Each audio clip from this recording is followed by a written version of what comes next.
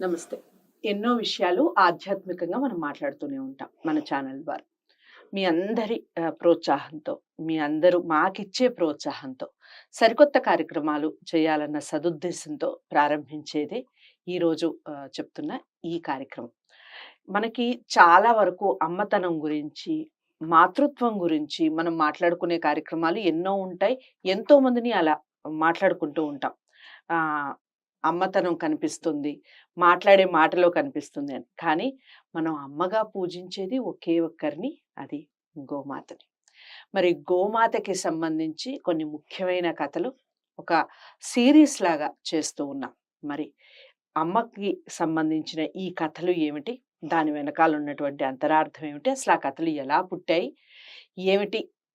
మొత్తం దానికి సంబంధించిన ఒక పరిశోధనాత్మకమైనటువంటి వ్యక్తి నాతో పాటు ఉన్నారు. ఎన్నో విషయాలు అసలు గోమాత అనే టాపిక్ అలా మొదలు పెడితే ఆయనకి ఆహారం కూడా అవసరం లేదు, మంచినీళ్ళు కూడా అవసరం లేదు. ఆల్రెడీ ఒక ప్రోగ్రామ్ చేసున్నాం గతంలో. లక్ష్మణ్ రేఖ గోపాలకృష్ణ గారు, డాక్టర్ లక్ష్మణ్ రేఖ గోపాలకృష్ణ గారు చాలా విషయాలు గోమాతకి సంబంధించి పరిశోధన చేస్తున్నారు. నిరంతరం గోమాతని పూజించండి, దాంట్లోనే అన్ని సౌఖ్యాలు, అన్ని శుభాలు కలుగుతాయని నిరంతరం చెప్తూనే ఉంటారు. ఇక కథల రూపంలో ఇప్పుడు చెప్పబోతున్నారు. ప్రతి కథని మొదటి నుంచి చివరి వరకు వినండి, పిల్లలకి చూపించండి, అందరికీ షేర్ చేసే ప్రయత్నం చేయండి. ఎందుకంటే ఇది మన భారతీయ సంపద. మన భారతీయ గురించి మనం ముందుగా మాట్లాడితేనే పక్కన వాళ్ళకి దాని మీద గౌరవం పెరుగుతుంది. మరి దానికి సంబంధించిన పూర్తి వివరణ ఆయన మాటల్లోనే విందాం. నమస్కారం అండి. నమస్కారం. గోపాలకృష్ణ గారు చాలా అంటే చాలా చక్కటి కథలు చెప్తున్నారు. నిజంగా ఎవరికి తెలవనివి, గోమాతని ఏ విధంగా మనం ఆరాధించాలి, దానివల్ల వచ్చే ఫలితం ఏ విధంగా ఉంటుంది అనేది నిజంగా ఈ కథల ద్వారా తెలుస్తుంది. ఇప్పుడు ఏ కథ చెప్పబోతున్నారు? ఇలాగే మనం ఋషుల గురించి, అంటే ఒక నా పుస్తకంలో 40 మంది ఋషుల గురించి 40 కథలు, వాళ్ళతో గోవుకు గల అనుబంధాన్ని ఆ ఋషులు ఏం చెప్పారు, వాళ్ళతో ఎలాంటి. అలాగా ఇంకొక ఋషి దూర్వాసుడు. దూర్వాసుడు అంటే తెలుసు మనకి, ముక్కోపి, చాలా కోపం ఎక్కువ. ఆయన కూడా ఇలాగే గోవుని సేవించాడు. ఋషులందరూ గోవుని సేవించిన వాళ్ళే. అదే పర్టికులర్ గా ఆయన నిత్యం అగ్నిహోత్రం వేసేవాడు. అంటే అందరూ చేయడం వేరు, ఈయన చేసింది చెప్తున్నా. అగ్నిహోత్రం అంటే ఏంటి? ఒక రాగి పాత్రలో ఒక గోమయంతో చేసిన పిడకలు. గోమయం అంటే యాక్చువల్గా స్వదేశీ గోవు. అంటే ఇప్పుడు జెర్సీ గోవులు వస్తున్నాయి, వాటి గురించి మనం మాట్లాడడం అది అక్కర్లేదు, అవి పనికిరానివి. అంటే అది దేశీయ గోవు. దానికి మూపురం ఉంటుంది, చక్కగా పొదుగు ఉంటుంది, కొమ్ములు ఉంటాయి, ఒకే రంగులో ఉంటుంది, చాలా అందంగా ఉంటుంది. అలాంటి దేశీయ గోవు యొక్క పేడని అది వేసేటప్పుడు కింద పడకుండా పట్టుకోవాలి. ఒక మంత్రం కూడా ఉంది దానికి. మంత్రం చదువుతూ దాన్ని పట్టుకోవాలి. పట్టుకుని దాన్ని తీసి ఎండబెట్టి పిడక తయారు చేయాలి. అది అగ్నిహోత్రానికి చాలా ఇంపార్టెంట్. అగ్నిహోత్రంలో ఇంకేం వేస్తాం? నెయ్యి వేస్తాం. నెయ్యి కూడా ఆవు నెయ్యి. మిగిలిన నెయ్యి పనికిరావు. ఆవు నెయ్యి, గోమయంతో చేసిన పిడకలు, దాన్ని రాగి పాత్రలో వేసి కొంచెం బియ్యం బిందెలు కూడా వేస్తాం. అగ్నిహోత్రం చేస్తే దాంట్లో పొగ వస్తే ఆ పొగ క్రిమి నాశన, అంటే మనకి ఇలాంటి వైరస్లు అన్ని రాకుండా దూరం చేస్తుంది. ప్రతి ఇంట్లోనూ అగ్నిహోత్రం వేయాలనేది ఒక సూత్రం ఉంది. సంధ్యావందనం ఎలా చేస్తాం, అగ్నిహోత్రం కూడా. ఆ అగ్నిహోత్రం నుంచి వచ్చే పొగ మూలనే మనకి రేపొద్దున వర్షాలు కూడా రావడం, పంటలు పండడం, అన్ని విధాల ఈ అగ్నిహోత్రం. అందుకే యజ్ఞాలు హోమాలు చేస్తూ ఉండే ఎక్కువ మనం నెయ్యి డబ్బాలు నేతులు వేసి పొగ రావడానికి కారణం యజ్ఞాలు చేస్తాం. ఆ యజ్ఞాలు చేయడం మూలాన్ని పాడి పంటలకి లోటు ఉండకుండా జరుగుతుంది. ఆరోగ్యానికి మంచిది. ఆ గాలి పీలిస్తే మంచిది. ఆ గాలి ఎంత దూరం వ్యాపిస్తుందో అంత క్రిములన్నీ నశించిపోతాయి. మనకి హారం చేయకపోయే అనేది అగ్నిహోత్రం యొక్క అలాగే దూర్వాస మహామహర్షి రోజు అగ్నిహోత్రం ఉదయం సాయంకాలం కూడా సూర్యాస్తమయాల్లో అగ్నిహోత్రం వేసేవాడు. అగ్నిహోత్రం వేసి ఆ అగ్నిహోత్రం అంటే ఆరిపోయిన తర్వాత దాన్ని కచ్చికంటాం. కచ్చికని తీసుకొని అదే విభూతి పెట్టాడు. అంతకంటే శ్రేష్టమైన విభూతి లేదు. అంటే మనకి ఇప్పుడు వచ్చేవన్నీ అసలు సరైన విభూతి కాదండి. బజార్లో అమ్మేవన్నీ శుద్ధ పొడి లాంటివి ఉంటాయి, మనం నీళ్ళతో కలిపి పెట్టుకుంటున్నాం. కొంత శ్రీశైలంలో అక్కడ అమ్ముతారు, అవి కొంత ఈ అగ్నిహోత్రంలోంచి కలిపి చేసింది కొంతవరకు శ్రేష్టం. అసలు నిత్యంగా ఏంటంటే ప్రాక్టికల్గా నేను చేస్తాను. రోజు అగ్నిహోత్రం వేసి అది విభూతి పెట్టి అదే విభూతి అంటే యాక్చువల్ కొంచెం నలుపు వస్తుంది, అంచేత పిడకల నుంచి వచ్చింది కాబట్టి మనకు వస్తుంది. కట్టెలు వెయ్యి ఇంట్లో మనం అగ్నిహోత్రం కొంచెం నలుపుగా ఉంటుంది. నలుపుగా ఉంటే దాని పవర్ కావాలి, కానీ మనకి నలుపు తెలుపు కాదు కదా. అదే కొంచెం తీసుకెళ్ళి రోజు శివుడికి అభిషేకం చేస్తాను టెంపుల్లో. శివుడి మీద కూడా ఇదే విభూతిని వేస్తాం. అంత పవిత్రమైంది. యమధర్మరాజు విభూతి పెట్టుకున్న వాళ్ళని, రుద్రాక్షలు ధరించిన వాళ్ళని నా దగ్గరికి తీసుకురావద్దు అన్నట్టు. ఎంత రెస్పెక్ట్ చూడండి ఆయనకి. విభూతికి అంత మహిమ ఉంది. అది ఊరికే భస్మం, ఊరికే బూడిద అని తీసి పారేస్తే ఏం చెప్పలేం, కానీ దానికి అంత రెస్పెక్ట్ గౌరవించాడు. ఆ విభూతి పెట్టుకున్నవాడు అంటే మనం ఎప్పుడు విభూతి ధరించి ఉండాలి.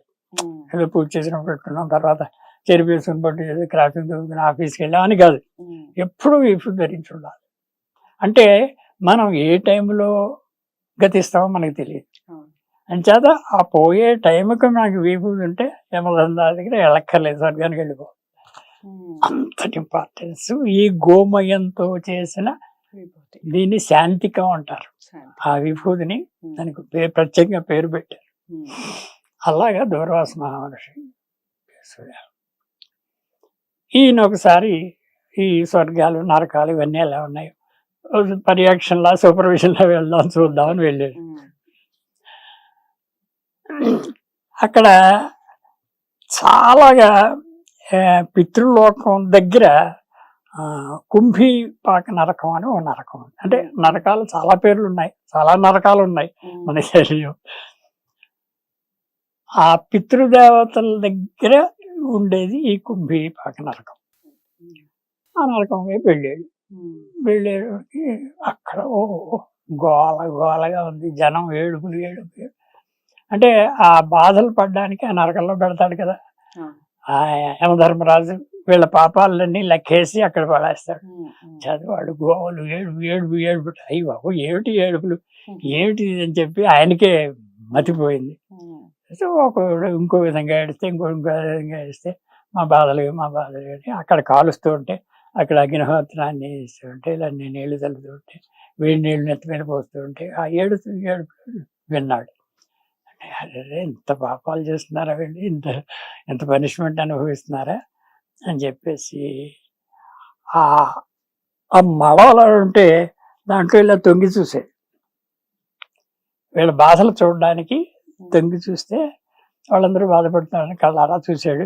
చూసినప్పుడు ఈయన పెట్టుకున్న విభూతి రాలి కింద పడి అందరూ ఏడుపులు మానేశారు. అంటే ఆ విభూతి మహిమ ఎంతటిది అనేది ఆ నరకాన్ని కూడా మార్చేస్తుంది అని చెప్పడానికి. ఆ విభూతి అప్పుడు పడేటప్పటికి అదంతా ఇంచుమించు స్వర్గం అయిపోయింది నరకం అంతా. ఏడ్చేవాళ్ళు లేరు, అందరూ సరదాగా ఉన్నారు, నవ్వుతూ ఉన్నారు. అప్పుడు యమధర్మరాజు వచ్చాడు. వీళ్ళందరూ నవ్వుతున్నారు, నేను ఇంత పనిష్మెంట్ ఇస్తే ఆడవాళ్ళు కానీ వీళ్ళు ఇంతవరకు ఏడ్చాడు, ఇప్పుడు ఎందుకు అని చూశాడు. దూర్వాస మహాముని కనిపించాడు.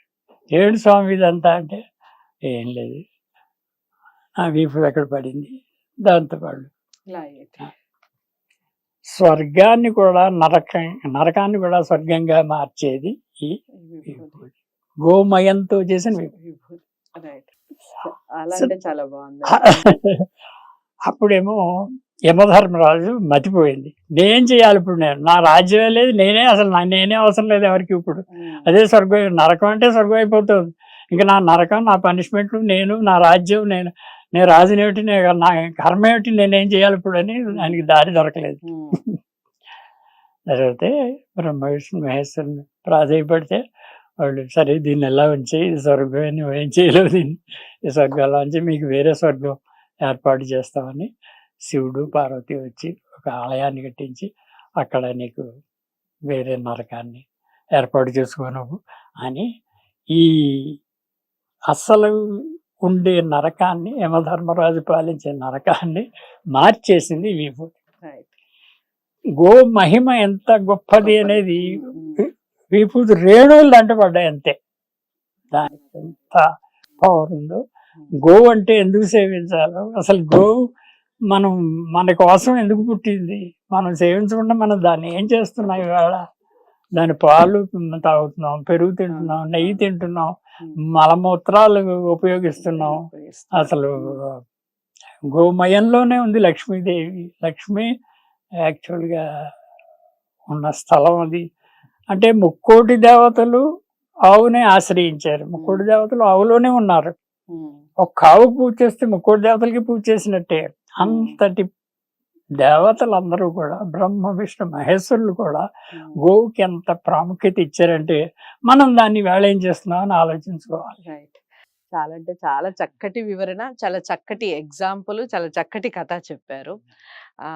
రాముని పాదం తగిలితే రాయి అహల్యగా మారిపోయింది. అది అందరికీ తెలిసిన విషయమే. దాని వెనకాల ఉన్నటువంటి కథ ఏమిటో అందరికీ తెలిసిందే. కానీ గోమాత యొక్క ఏదైతే ఉందో విభూది, గోమాత నుంచి వచ్చినటువంటి పిడకలతో చేసినటువంటి హోమం ద్వారా వచ్చినటువంటి విభూది ఏదైతే ఉందో, నరకాన్ని కూడా స్వర్గంగా మార్చింది అంటే మామూలు మహిమ కాదు. మరి ఇలాంటి కథలు మనందరం తెలుసుకోవాలి, అందరికీ తెలియచెప్పాలి. ఇది భారతదేశానికి మాత్రమే సొంతమైనటువంటి ఒక గొప్ప నిధి. మరి ఇలాంటి నిధిని అందరికీ పంచే ప్రయత్నం చేద్దాం.